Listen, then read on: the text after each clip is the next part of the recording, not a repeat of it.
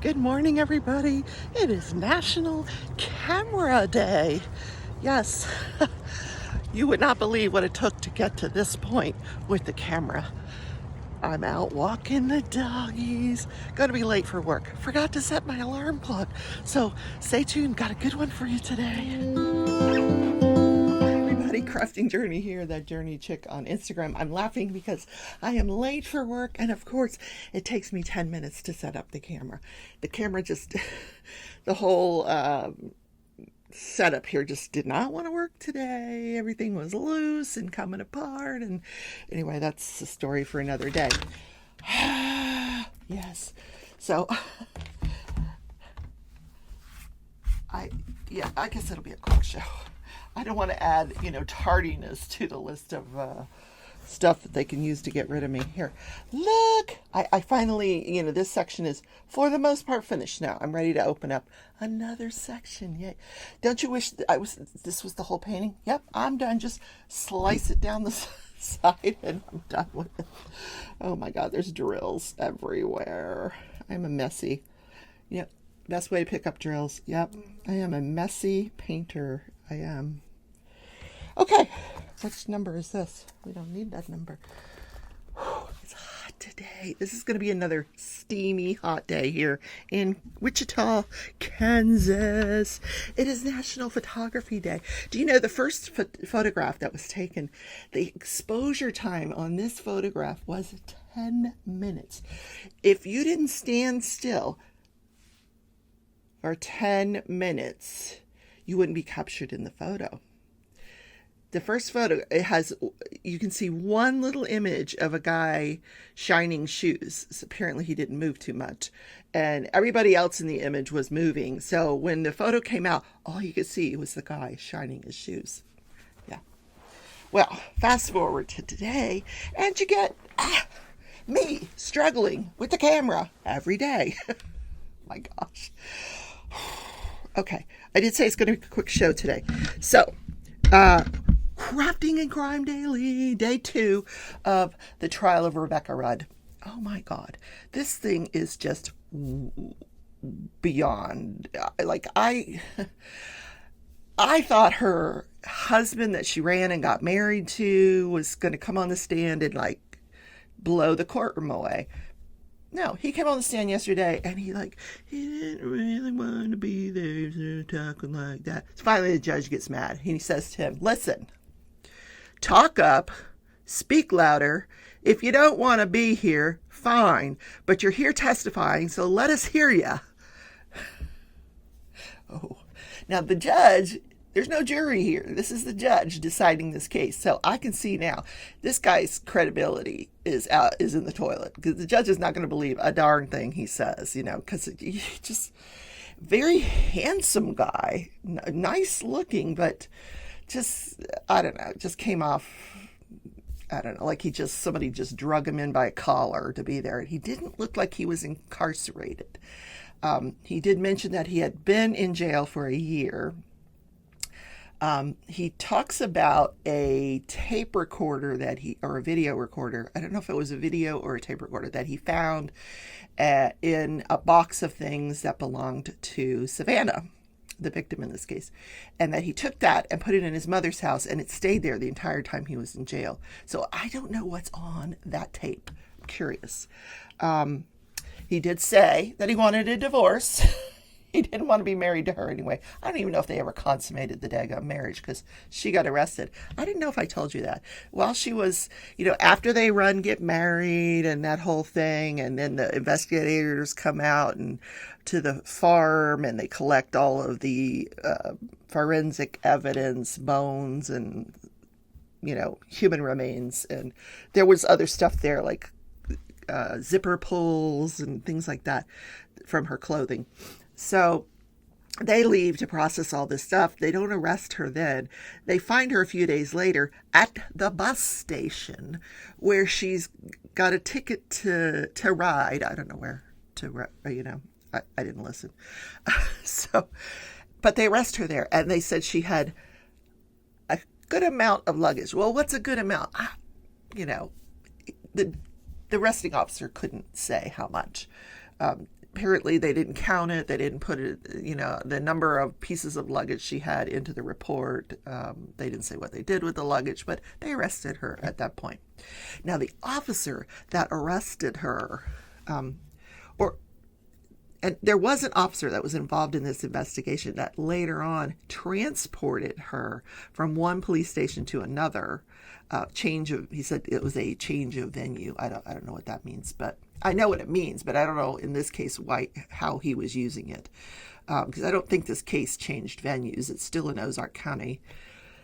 So he said that during that ride, she asked him, did they find anything up on the hill? And he says, you and I both know that they did. And she got really quiet. Yeah. So, it would go along with her story. It would go along with their theory of the case, that she deliberately burned her daughter while she was still alive. She says her daughter was dead when she burned her. Both is very, very strange. Either way is very, very strange. So the husband gets on the stand, and that's really, he said the only time he saw Savannah was the night of the brush fire, where the police had to come and put out a fire. He saw her that night. Now, this would have been after she had already burned herself, trying to throw herself into a fire, which is how the brush fire got started.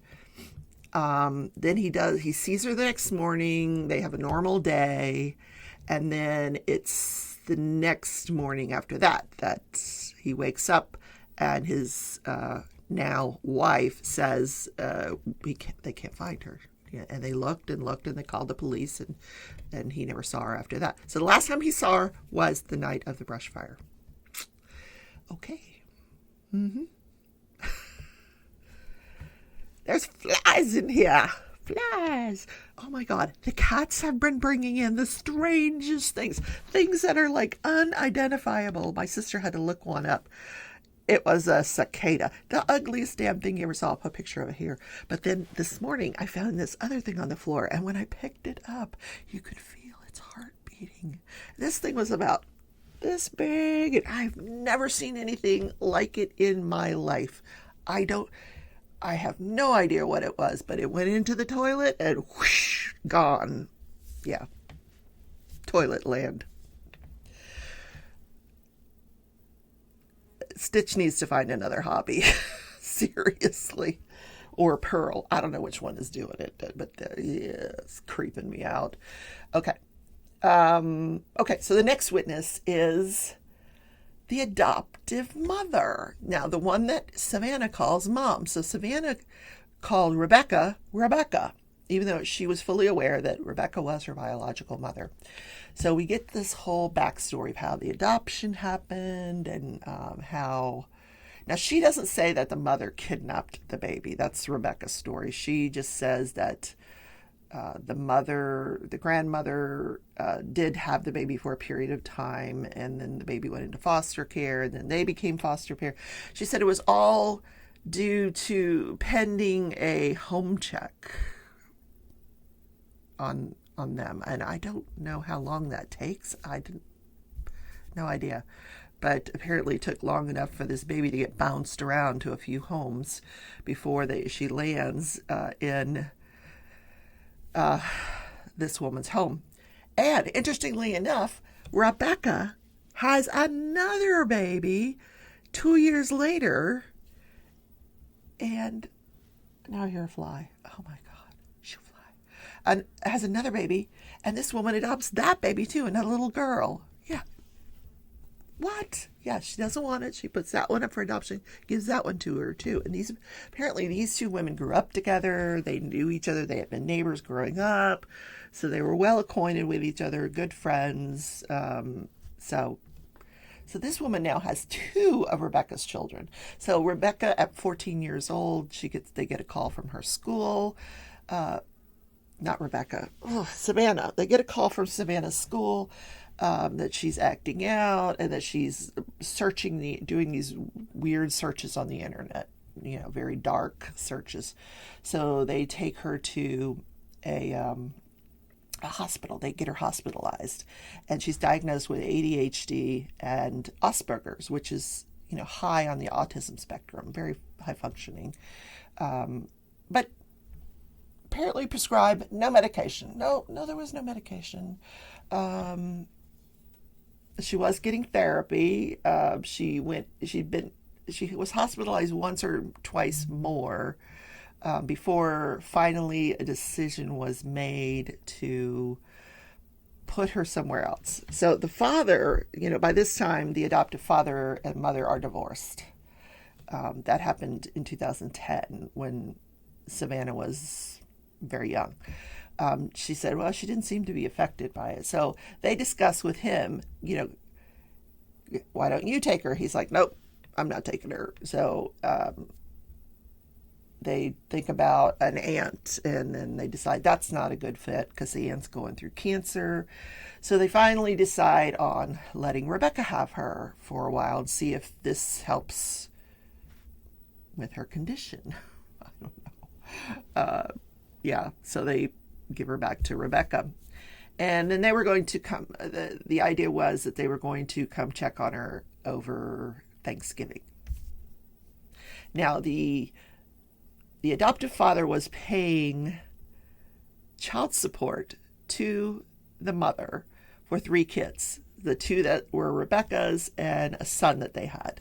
So when she would get the child support check, she would split it in 3, and then she would give that 3rd to Rebecca.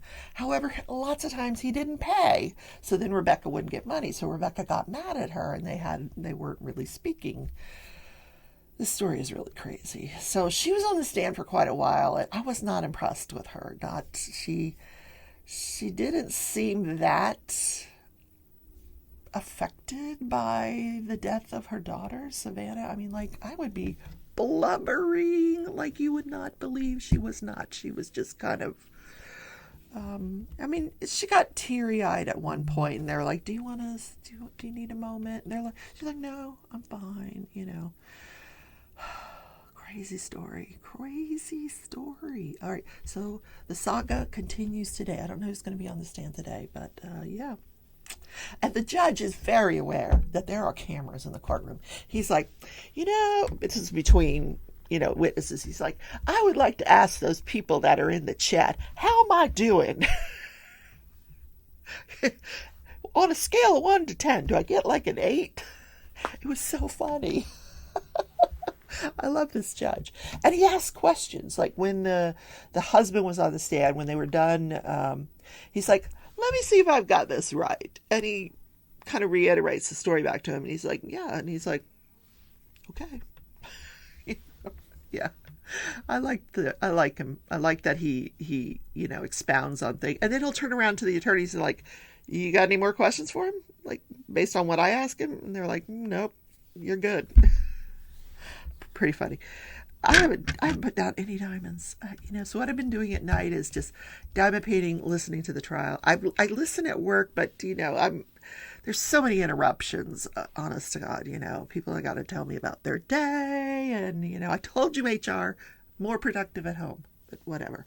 Anyway, that's neither here nor there. It is what it is, but resumes dusted off. I just got to get it out there. I got to start looking. But I don't want to look at work because they're monitoring my computer.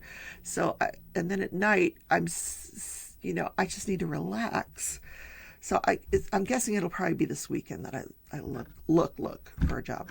So, what happened this day in history? Yeah, shoot flag. Oh boy, yesterday I asked you guys, what was the color of the first Corvette? Some of you got it right. Red. Of course, red. I don't know if it was candy apple red. I don't think it was candy apple red. Somebody said candy apple red. I just heard red. Not candy apple red, apparently. Okay. Oh, God. My ex-husband had a car that was candy apple red. It was gorgeous. Oh, my God, gorgeous. Not a Corvette, but gorgeous nonetheless. All right. Let's find this day in history since we're running late. Let's pick something. This day in history.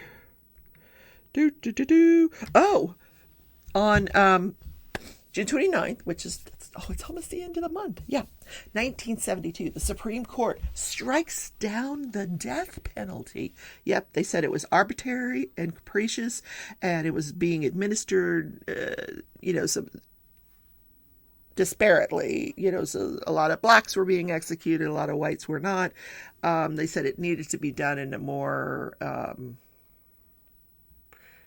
a better way, basically. So 4 years later, they came back and they reinstated the death penalty. Now, because what happened was a lot of states instituted as these scoring systems, where these penalty scoring systems, where I don't think they had that before. They would just say, life or the death penalty. But now when you institute the death penalty, there has to be a process. And the Supreme Court acknowledged that several years later. And because 66% of Americans wanted the death penalty, so the Supreme Court is like, ooh, back up. Yeah. So maybe they'll reinstate Roe versus Wade. What do you think?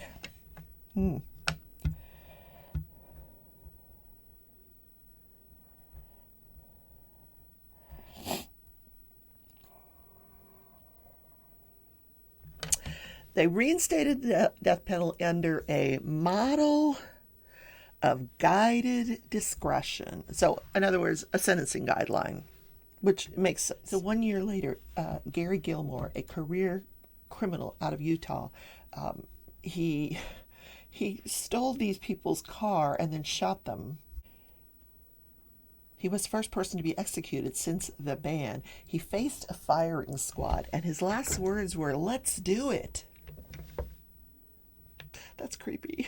Oh my God. All right. It's a quick show today, Gary. So sorry.